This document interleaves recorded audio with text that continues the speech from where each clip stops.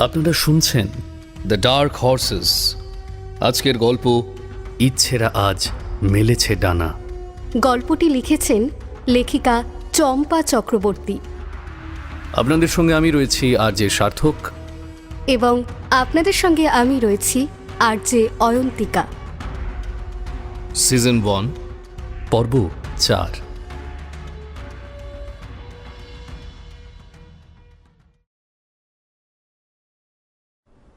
মৌসুমীকে নিয়ে ডাকা আলোচনা সভাতে আশ্রয় ক্লাবের সকল সদস্য উপস্থিত। ওদের প্রধান সভাপতি হল রাগিনী। রাগিনী এতক্ষণ চুপচাপ বসে সবার বক্তব্য শুনছিল। ওই হারামি মন্ত্রীর বাচ্চাটাকে কিভাবে জব্দ করতে হয় সেটা আমি খুব ভালো করে জানি। জবা ভীত চোখে রাগিনীর দিকে তাকায়। কি করে করবি? না না, মানে কি করে করবি? ওদের তো লম্বা হাত, কিছু করতে গেলে বাড়ির ভাত আর খেতে হবে না, সারা জীবন জেলের খানি টানতে হবে যে। সে তো চিনতে পারলে হবে রে, না চিনলে করবে কি? মানে গাইস, আমাদের এক্ষুনি মেকআপ করতে হবে। শুনেছিস তোরা সবাই, ওই শয়তানটার খুব শখ না নিজেদের ইন্টিমেট ভিডিওর ফুটেজ দেখিয়ে জিএফকে ব্ল্যাকমেল করবে। এবার যদি পুরো পৃথিবীর সামনে ওকে নাঙ্গা নাচ না নাচিয়েছি না, তবে আমার নামও রাগিনী মিশ্র নয়। পরের দিন বিভিন্ন সোশ্যাল মিডিয়াতে একটাই ফুটেজ ভাইরাল হয়েছে। মন্ত্রী তারাপদ গুহের একমাত্র ছেলে কিভাবে প্রকাশ্য দিবালোকে মেয়েদের সামনে অশ্লীল ইঙ্গিত করে যাচ্ছে। তারাপদ এই ভিডিওটা দেখে রাগে ফেটে পড়ে। ছেলেকে প্রকাণ্ড একটা থাপ্পড় কষিয়ে দেয় ও। আজ তোকে আমি মেরেই ফেলবো। তোর লজ্জা করলো না এইসব প্রকাশ্যে করতে? সামনে ইলেকশন, আমার সম্মানের কথা নাই বা ভাবলি, অ্যাটলিস্ট আমার চেয়ারটার কথাটা তো একবার ভাবতে পারতিস। আহারে, সৌরভের অবস্থা যে কাল থেকে এমনিতেই খারাপ ছিল। রাগিনীর দল ওকে এমন মার মেরেছে যে ও এখনো সোজা হয়ে দাঁড়াতেই পারছে না। তার ওপর আবার বাবার এমন লাল চোখের হুমকি, ও ছোট্ট শিশুর মতো কেঁদেই ফেলে। বিশ্বাস করো ড্যাড, আমি এসব কিছুই করিনি। কতগুলো মেয়ে হঠাৎ এসে আমার উপর অ্যাট্যাক করলো, তারপর আমাকে দিয়ে এইসব করিয়ে নেটে ছেড়ে দিয়েছে। ওরা কারা? আমি কাউকেই চিনতে পারিনি, সবাই মা কালী সেজে এসেছিল। আমি তোমাকে 2 দিন সময় দিলাম, তার মধ্যে আমার সব কটা মেয়ের খবর চাই। যদি না দিতে পারো তাহলে তোমাকে আমি ত্যায্যপুত্র করব। সকালবেলায় দরজা খুলে স্বামী পরমানন্দ মহারাজকে দেখে সোহিনী রীতিমতো অবাক হয়ে যায়। লোকমুখে শোনা যায় এই মহারাজ সাক্ষাৎ মহাদেবের অবতার। বছরের বেশিরভাগ দিনগুলো হিমালয়ে অবস্থান করেন উনি। সোহিনী অনেক পুণ্যের ফলে এমন গুরুদেবের সান্নিধ্যে আসতে পেরেছে। প্রায় 5 বছর আগে ওই গুরুদেবের দীক্ষা গ্রহণ করেছিল। এমনিতে স্বামী পরমানন্দ মহারাজের সাক্ষাৎ খুব একটা মেলে না, আর সেই ব্যক্তিটি কিনা সশরীরে ওর বাড়িতেই উপস্থিত। অবাক ভাবটা কাটিয়ে উঠতে সোহিনীর বেশ কিছুক্ষণ সময় লেগে যায়। স্বামী পরমানন্দ মহারাজের সামনে দাঁড়িয়ে সোহিনীর অবাক বিস্ময়। ও মা, আমার কে সৌভাগ্য! আপনি আমার বাড়িতে এসেছেন বাবা। আপনার পদধূলি পড়েছে আমার বাড়িতে। আসুন বাবা, আসুন, ভিতরে আসুন। স্বামী পরমানন্দ মহারাজ কোনো কথা না বলে ভিতরে প্রবেশ করেন। সোহিনী গুরুদেবের গম্ভীর মুখ দেখে একটু ঘাবড়ে যায়, কিন্তু কোনো প্রশ্ন করতে সাহস পায় না। তুমি কে রুদ্রনাথ ঠাকুরের নিকট তোমার কন্যার কুণ্ডলী বিচার করিতে দিয়াছিলে বৎসে? হ্যাঁ বাবা, কিন্তু আপনি কি করে জানলেন? আমরা গুরু ভাই। তোমার কন্যার কুণ্ডলিতে যে সময়টা উল্লেখিত আছে সেটা কি সঠিক? হ্যাঁ বাবা। সময় নির্ধারণ করিতে কোনো ভুল হয় নাই তো? না। কেন কেন বাবা? তোমার কন্যার কুণ্ডলী দেখিয়া রুদ্রনাথ প্রচণ্ড বিচলিত হইয়া পড়িয়াছিলেন। উহার এতদিনের সাধনার প্রতি ক্ষীণ সংশয়ও জাগিয়াছিল। সন্দেহ নিবারণ করিবার নিমিত্তে উনি আমার নিকট ছুটিয়া আসিয়াছিলেন। আমি ওনার সন্দেহ নিবারণ করিতে পারি নাই, উপরন্তু আমি নিজেই দ্বন্দ্বে পড়িয়া গিয়াছি। বাবা, আমার মেয়ের কোষ্ঠীতে কি কোনো মৃত্যু পাড়া টাড়া আছে? তাহলে কাটানোর উপায়টা একটু বলে দিন না বাবা। তোমার কন্যার কুণ্ডলিতে মৃত্যুই নাই। এই জগৎ সংসারের সমস্ত বস্তুরই সৃষ্টি ও ধ্বংস হইবে, কিন্তু তোমার কন্যার শুধু সৃষ্টি রইয়াছে, দূর দূরান্ত অবধি ধ্বংসের কোনো চিহ্নই নাই। এসব আপনি কি বলছেন বাবা? আমার ধারণা কুণ্ডলিতে জন্মের সময়টা ঠিক নির্ধারণ করা হয় নাই। আমি তোমার কন্যাটিকে একটিবার দেখিতে চাই। সোহিনী রাগিনীর কাছে ছুটে যায়। রাগিনী তখন পা থেকে মাথা পর্যন্ত ঢাকা দিয়ে আরামে ঘুমাচ্ছিল। সোহিনী অনেক ডাকাডাকি করেও রাগিনীকে তুলতে পারে না। তখন ওর মুখে এক মগ জল ঢেলে দেয়। রাগিনী এবার তড়াক করে উঠে বসে। সোহিনী হাত জোড় করে বলে, পরে রাগ দেখাস মা, এখন তাড়াতাড়ি বাইরে আয় রে, গুরুদেব তোকে ডেকেছেন। সকাল সকাল মায়ের মুখে এমন মধুর বাণী শুনে রাগিনী বেশ অবাক হয়ে যায়। সোহিনী ওকে ঠেলে বাথরুমে ঢুকিয়ে দেয়। প্লিজ মা, 5 মিনিটের মধ্যে ফ্রেশ হয়ে বাইরে চলে আসিস কিন্তু।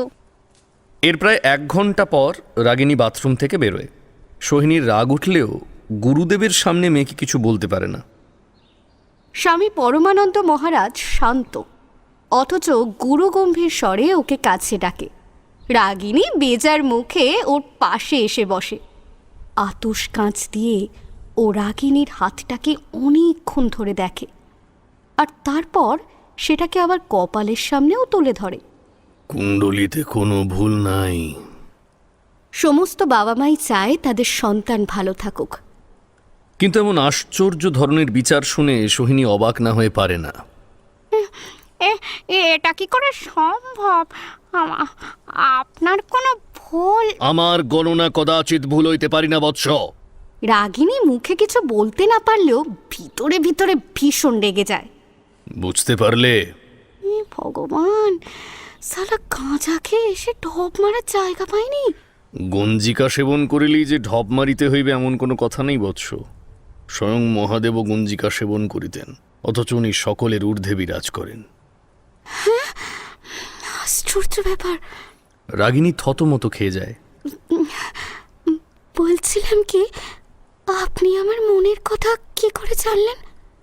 আমি তো এই জগৎ সংসারে অনেক কিছুই আশ্চর্য বস্তু রহিয়াছে বৎস, তাহার মধ্যে তোমার জন্মের সময়টাও পড়িয়াছে। রাগিনীর এবার স্বামী পরমানন্দ মহারাজের ওপর একটু বিশ্বাস জন্মায়। সোজা হয়ে বসেও নিজের হাতটা গুরুদেবের দিকে বাড়িয়ে দেয়। গুরুদেব, জানেন তো, আমি না অনেক চেষ্টা করেও এখনো পর্যন্ত আমার ট্রু লাভের দেখাই পাইনি। বলছিলাম কি, আপনি আমার হাতটা দেখে একটু বলে দিন না, কবে আমি আমার ট্রু লাভের সন্ধান পাবো? স্বামী পরমানন্দ মহারাজের কপালে আবারও ভাঁজ পড়ে যায়। উনি রাগিনীকে আশ্বস্ত করার চেষ্টা করেন। তোমার লৌকিক শরীরে স্বর্গীয় প্রেম তখনই আসিবে যখন তোমার বয়স হইবে 97 বৎসর। ও প্লিজ, ওসব স্বর্গীয় প্রেমের আমার দরকার নেই। আপনি শুধু আমার ট্রু লাভের ব্যাপারে বলুন না। আমাদের ভাষায় ইহাকেই স্বর্গীয় প্রেম বলে বৎস। হোয়াট? কি করে সম্ভব এসব? আমার এখন 22 বছর চলছে, তার মানে আমাকে এখনো 75 বছর অপেক্ষা করতে হবে। ও মাই গড! আমার কি মনে হচ্ছে জানেন, আপনি না শুধু কাজাই নন, সেই সঙ্গে খানিকটা মালুও খেয়ে এসেছেন, তাই তো? আর কি বলুন তো, আমি না আমার দিব্য দৃষ্টি দিয়ে দেখতে পাচ্ছি আপনি একটা বদ্ধ পাগল। রে, সোহিনী চিৎকার করে ওঠে। হ্যাঁ মা, আমি ঠিকই বলেছি, আর সেই সঙ্গে না তোমার মাথাটাও গিয়েছে। তুমি সিরিয়াসলি মা, তুমি এতক্ষণ ধরে এই ভণ্ড সন্ন্যাসীর ভণ্ডামি সহ্য করে যাচ্ছ? হ্যাঁ, উফ। তবে কি জানো তো, আমার না তোমার মতো মাথা খারাপটা হয়নি এখনো পর্যন্ত। আমি চললাম, আমার অনেক কাজ আছে। সোহিনী প্রচণ্ড রেগে কিছু বলতে যাবে, রে, স্বামী পরমানন্দ মহারাজ ওকে থামিয়ে দেয়। শান্ত হ বৎস, ইহা বিশ্বাস করা অতীব কঠিন। পরন্তু আমি যে সত্য বচন বলিতেছি তাহা একদিন তোমার কন্যা ঠিক বুঝিতে পারিবে।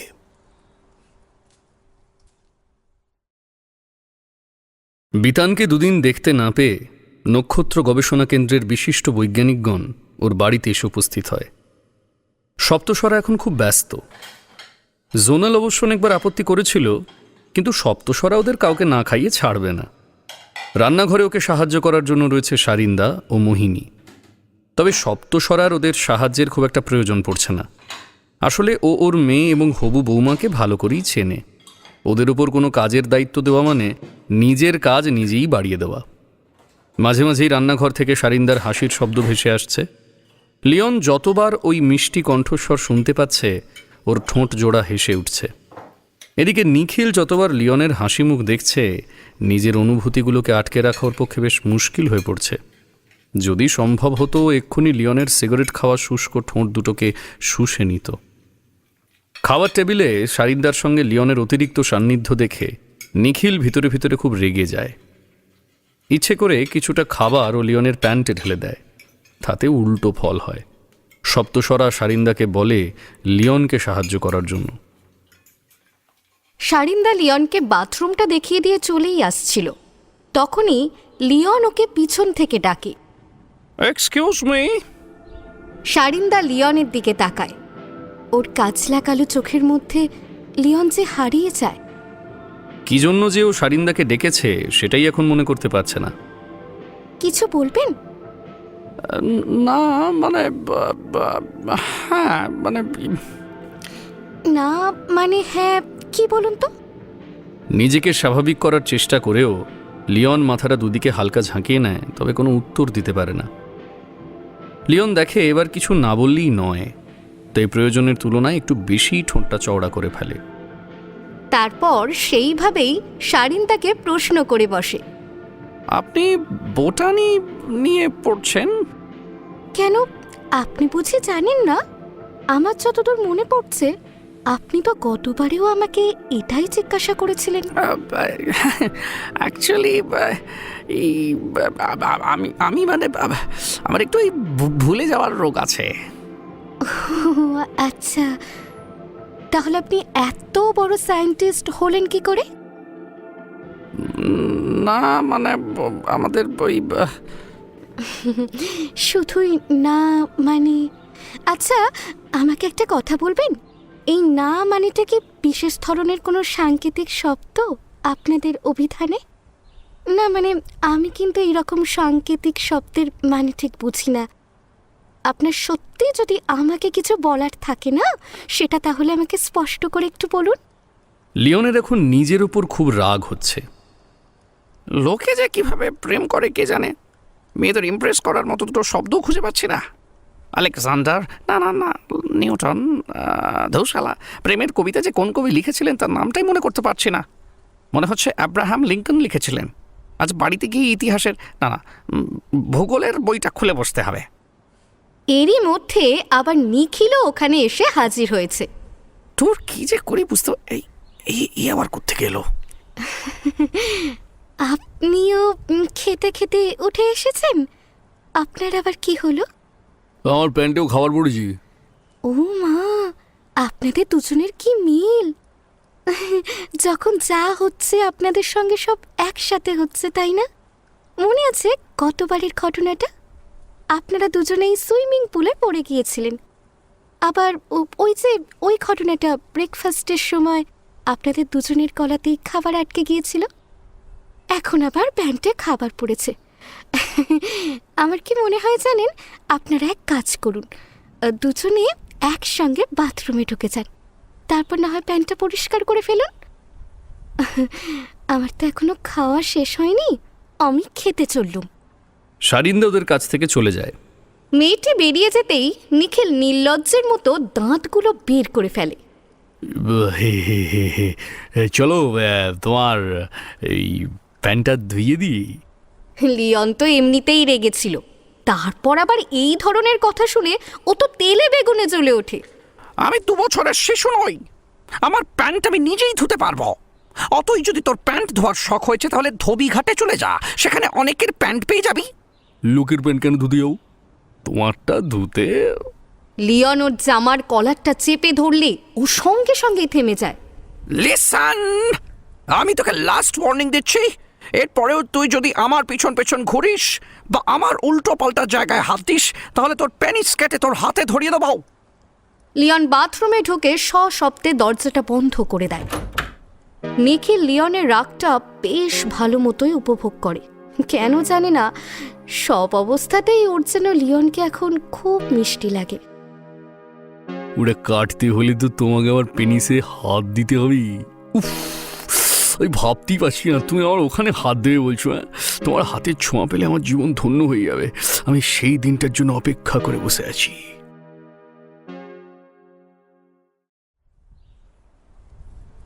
দুপুরের খাওয়া সেরে ওরা কয়েকজন বাগানে চেয়ার পেতে বসেছে।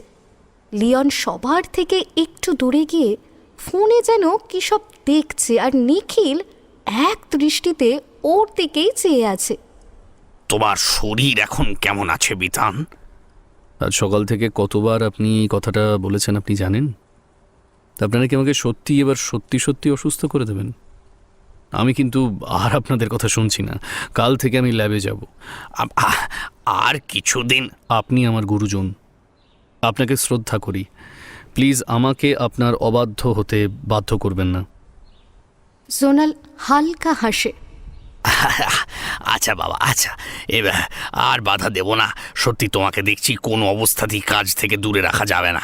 এই কয়েকদিন যে আছো এই ঢের। বাই দ্য ওয়ে, ওই এবছর ইন্টারন্যাশনাল সায়েন্স কনফারেন্সের পার্টিসিপেটের ব্যাপারটা, ওটা কি হবে? তুমি যেতে পারবে না? তুমি তো যেতে পারবে না। আমি বরং। কে বলল যেতে পারবো না? এই অবস্থায় তুমি যাবে? অফকোর্স, এই বছর আমরা ওখানে টাইম মেশিনের ডেমনস্ট্রেশন দেব। কিন্তু মানে আমাদের টাইম মেশিনে তো অনেক ফল্ট রয়েছে, ওখানে আমাদের প্রজেক্ট ফেল করে যাবে। সাকসেস পাওয়াটা বড় কথা নয়। আমি ওখানে দুটো উদ্দেশ্যে পার্টিসিপেট করতে চাইছি। এক, যে সকল বৈজ্ঞানিক এই টাইম মেশিনের উপর কাজ করবে ভেবেছিল কিন্তু বাস্তবে সম্ভব নয় বলে সেটা অপূর্ণ অবস্থায় ছেড়ে দিয়েছে, তারা আমাদের টাইম মেশিন দেখে পুনরায় কাজ করার উৎসাহ পাবে।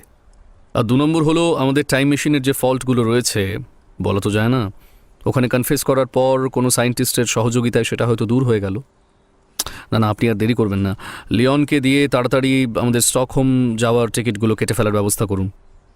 লিওন এর মধ্যেই ইন্টারনেট থেকে গোটা 5 প্রেমের কবিতা মুখস্থ করে ফেলেছে। যেভাবেই হোক সেগুলো তো ওকে শারিন্দাকে শোনাতেই হবে। আর এই জন্যই যে শারিন্দাকে ওর একা পাওয়ার দরকার। কিছু একটা এরকমই ভেবে ও ধীরে ধীরে শারিন্দার দিকে গিয়ে আসে। আপনি অনেক ধরনের ফুল গাছ লাগিয়েছেন দেখছি। সব গাছগুলোতেই কি সুন্দর ফুলও হয়েছে, কিন্তু আমি সবগুলোর নাম জানি না। আপনি যদি সেগুলোর একটু নাম বলে দিতেন তাহলে খুব ভালো হতো।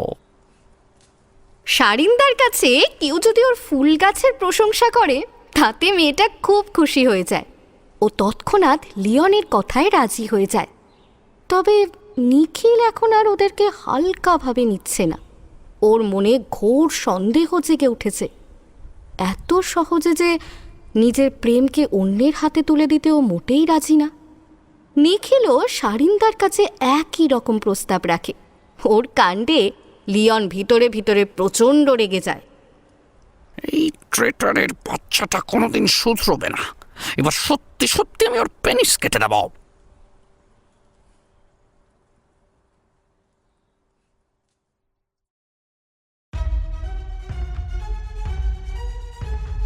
আন্ডারওয়ার্ল্ড ল্যাবের মধ্যে খাড়া হয়ে দাঁড়িয়ে থাকা একদিকে দেওয়ালটা ব্রেন স্পর্শ করা মাত্রই সেটা দুফাঁক হয়ে যায়। ওর সামনে এখন প্রশস্ত রাস্তা। রাস্তার দুপাশে দাঁড়িয়ে রয়েছে ব্রেন বেকারের নিজের হাতে তৈরি যন্ত্রচালিত কিছু মানুষ, অর্থাৎ রোবট।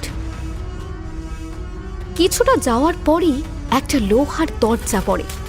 ওটার মধ্যে দিয়ে উচ্চ মাত্রায় বৈদ্যুতিক শক্তি পরিবাহিত হয়ে চলেছে। পাশের দেওয়ালে থাকা চতুর্ভুজ বাক্সটাকে স্পর্শ করে তার উপর চোখ রাখতেই রেটিনার সংস্পর্শে দরজাটি খুলে যায়। ওই ঘরের মাঝখানে রয়েছে আরও একটা লিফট।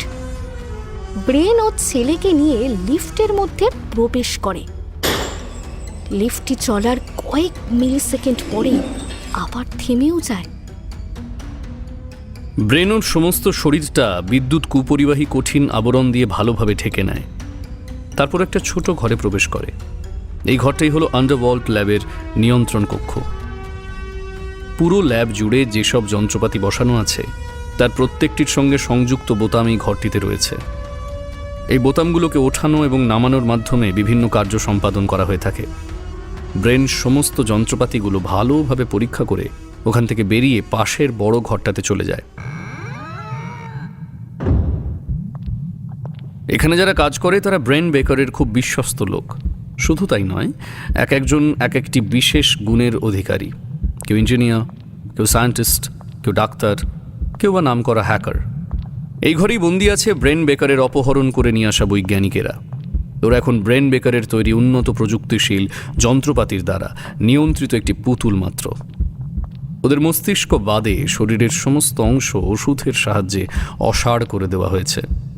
শুধুমাত্র বাঁচিয়ে রাখার জন্য প্রয়োজনীয় এনার্জি ইঞ্জেকশনের মাধ্যমে ওদের শরীরে প্রবেশ করিয়ে দেওয়া হয়। যে সকল মানুষ কাজটাকেই জীবন বা নিজের পরিচয় বলে মনে করে, তাদের থেকে জ্ঞানত কোনো তথ্য সংগ্রহ করা যায় না।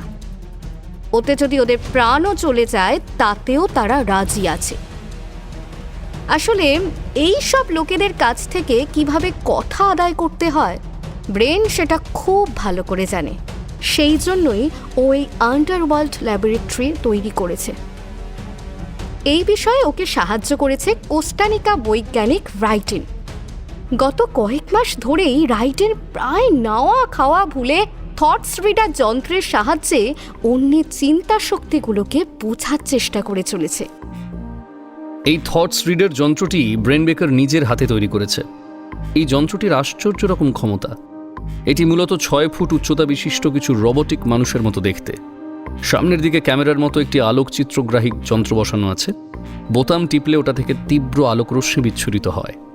ওই আলোকরশ্মি যার শরীরে পড়বে তার পুরো শরীর স্ক্যান হয়ে যাবে এবং তার অভ্যন্তরীণ চিন্তা শক্তিগুলো লেখচিত্রের আকারের কম্পিউটার স্ক্রিনের উপর ভেসে উঠবে।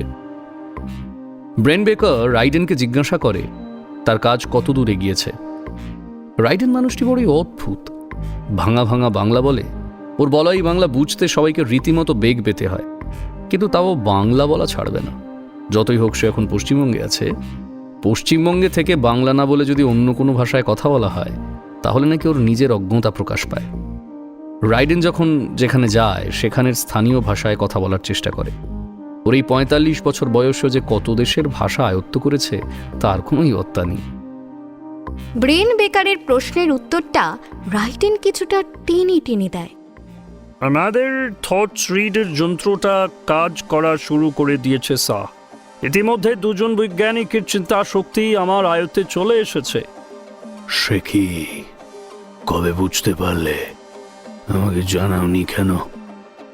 আজ সকালেই বোঝা গেল। তবে ব্রেন বেকার ওর কথার মাঝেই ব্যগ্রভাবে জিজ্ঞাসা করে, তবে কি? এটাও কি কখনো সম্ভব? এই রকম চিন্তা ভাবনা বাস্তবে কি এটা সত্যি ফলপ্রসূ হবে? ভনিতা না করে তাড়াতাড়ি আসল কথাটা বলো। নিজের চোখে দেখে নিন স্যার। রাইডেন থটস রিডারের চলমানতার বোতামটা টিপে দিতেই ওটা থেকে নির্গত আলোক রশ্মি ব্রিটিশ বৈজ্ঞানিক অ্যালবেটোর ওপরে পড়ে। সঙ্গে সঙ্গে কম্পিউটার স্ক্রিনের ওপর লেখচিত্রের আকারে অনেকগুলো শব্দ ভেসে ওঠে।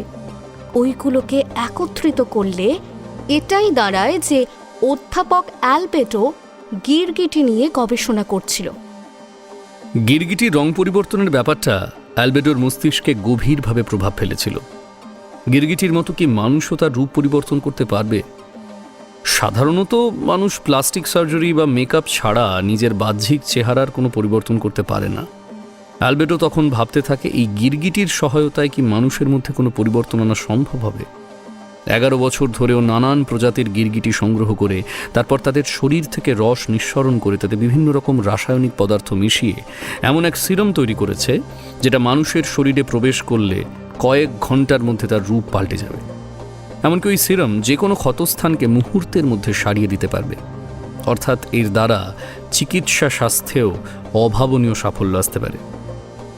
অ্যালবেডো এই সিরাম দু একজনের শরীরে প্রয়োগ করে অনেক সাফল্য পেয়েছিল। ওর আবিষ্কৃত এই সিরামকে ও জনসমক্ষে আনতেও চেয়েছিল, কিন্তু তার আগে ব্রেন বেকার ওকে অপহরণ করে নেয়। Wow, fabulous. রাইডেন, তুমি কি এই সিরাম তৈরির ফর্মুলাটা জানতে পেরেছো? ইয়েস স্যার, প্রফেসর আলবেডোর সমস্ত বৈজ্ঞানিক চিন্তা ভাবনাগুলো এখন আমাদের থটস রিডারের আয়ত্তভুক্ত। তবে এটা সত্যি হবে কিনা বুঝতে পারছি না। অবশ্যই হবে। প্রফেসর অ্যালবেডোর ওপর আমার সম্পূর্ণ বিশ্বাস আছে। তুমি এখনই সিরাম তৈরির ডেটাগুলো আমাকে প্রিন্ট করে দাও। আমি দ্রুত এই সিরাম তৈরির কাজ শুরু করে দেব। সাফল্য আসলেই আমি একটা হসপিটাল খুলব। বড় বড় অ্যাক্সিডেন্টের সব কেস তখন আমাদের হসপিটালে আসবে। তুমি ভাবতে পারছো এতে আমাদের কত লাভ হবে? তা তো বটেই। বাই দ্য ওয়ে, আর কি বুঝতে পেরেছো? আর একটা হলো transparent cement. Transparent cement. What does it mean? বাংলাদেশের বৈজ্ঞানিক মোহাম্মদ আসিফ ইকবাল এক আশ্চর্য রকম সিমেন্ট আবিষ্কার করেছেন। এই ধরুন, যেমন কাঁচ হলো ট্রান্সপারেন্ট। কাঁচের একদিকে চোখ রেখে অন্যদিকের বস্তুটিকে সহজেই দেখা যায়, লাইক দ্যাট এই সিমেন্ট। অর্থাৎ এই সিমেন্টের সাহায্যে প্রস্তুত বাড়িটি ট্রান্সপারেন্ট হবে। শুধু তাই নয়, সেই বাড়িটি হবে অন্যান্য যে সমস্ত সিমেন্ট দিয়ে তৈরি বাড়িগুলো সেগুলোর থেকে বহুগুণ মজবুত, পাওয়ারফুল। বাইরের থেকে ওটাকে আর 5টা সাধারণ বাড়ির মতোই দেখতে লাগে, কিন্তু ভিতরে ঢুকলে মনে হবে যেন বাড়িটা কাঁচ দিয়ে তৈরি। পাগল নাকি? এটা কখনো সম্ভব? শুধু সিমেন্ট দিয়ে বাড়ি তৈরি করা যায় না। ইটের গাঁথনি বা অন্য কিছুর উপর ওই সিমেন্টের প্রলেপ দিলে কি করে বাইরেটা দেখা যাবে? এই সিমেন্ট যে বস্তুর উপর লাগানো হবে সেটাকে ইনভিজিবল করে দেবে। তাহলে তো বাইরে থেকে ওটাকে কাঁচ বলা উচিত ছিল। বাইরে থেকে কি করে আর 5টা সাধারণ বাড়ির মতো মনে হবে? সেটা আমি কি করে জানবো স্যার? থটস রিডারে তো এই সব তথ্যই আসছে। Let me just print this formulas for you sir. আপনার জন্য আমি ফর্মুলাগুলো প্রিন্ট করে দিচ্ছি, আপনি একবার ট্রাই করে দেখতে পারেন। ব্রেন বেকার কিছু একটা বলতেই চাচ্ছিল, ঠিক তখনই ওর কোটের বুক পকেটে রাখা মোবাইলটা হঠাৎই বেজে ওঠে। সহকর্মী লরেন্সের কল দেখে ও তাড়াতাড়ি ফোন কলটা রিসিভ করে নেয়। হ্যাঁ লরেন্স, বলো। এইমাত্র খবর পেলাম নক্ষত্র গবেষণা কেন্দ্রের পুরো টিম স্টকহোমে যাচ্ছে। যে ফ্লাইটে ওনারা যাবেন সেই ফ্লাইট নাম্বারও আমি পেয়ে গিয়েছি। এটা আমাদের কাছে সুবর্ণ সুযোগ। তুমি বললে ওই ফ্লাইট আমি হাইজ্যাক করতে পারি। খবরটা শোনা মাত্রই ব্রেন বেকার প্রচণ্ড উৎফুল্ল হয়ে ওঠে। তুমি আমার অনুমতি চাইছো? তুমি তো সবই জানো। একবার যদি আমার আমার আমার আমার আমার কাছে ওদের মতো পোটেনশিয়াল লোকেরা থাকে, আমরা যদি ওদের কিডন্যাপ করতে পারি, তাহলে ধরে নাও পুরো পৃথিবীটা আমার হাতের মুঠোয় চলে আসবে। বিজ্ঞান তখন আমাদের হাতের ইশারায় নাচবে। শুভ কাজে একদম দেরি করো না, প্রসিড।